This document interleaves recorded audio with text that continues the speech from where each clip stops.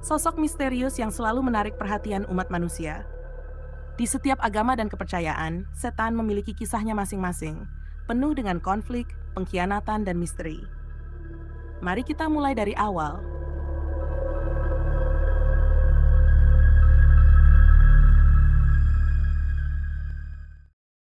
Dalam agama Yahudi, setan dikenal sebagai Satan.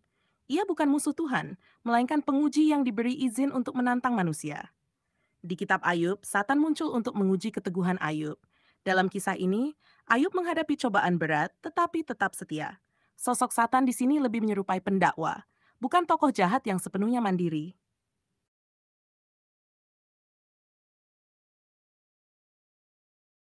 Di dalam Kristen, konsep setan berkembang pesat. Satan berubah menjadi Lucifer, malaikat yang jatuh karena ambisinya untuk menyaingi Tuhan.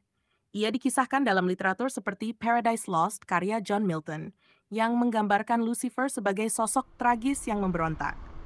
Menurut cerita, Lucifer menjadi penguasa neraka dan terus menggoda manusia dengan segala tipu dayanya.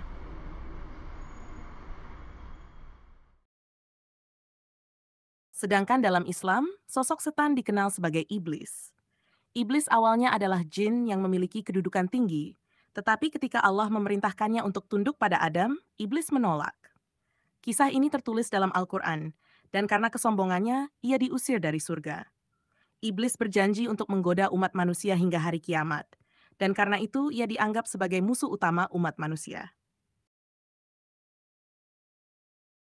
Dalam Hindu, konsep kejahatan diwujudkan dalam bentuk asura, makhluk dengan ambisi dan hasrat yang besar. Salah satu cerita terkenal adalah pertempuran antara dewa-dewa dan asura, yang mencerminkan keseimbangan antara kebaikan dan keburukan. Asura bukan sosok yang sepenuhnya jahat, tetapi lebih seperti kekuatan yang harus dikendalikan. Ini adalah pertempuran kosmis yang terus berulang dalam berbagai kisah Hindu. Dalam agama Buddha, Mara bukanlah sosok fisik, tetapi mewakili godaan yang menghalangi manusia menuju pencerahan. Diceritakan bahwa Mara menggoda Buddha saat meditasi untuk mencapai nirwana, dengan ilusi kekuasaan dan kenikmatan. Mara di sini adalah simbol dari semua hambatan batin manusia, kemelekatan, keserakahan, dan ketakutan yang harus diatasi. Setan dalam setiap agama memberikan pelajaran tentang tantangan yang harus dihadapi manusia. Bukan hanya sekadar musuh, tapi juga simbol dari perjuangan kita melawan sisi gelap dalam diri.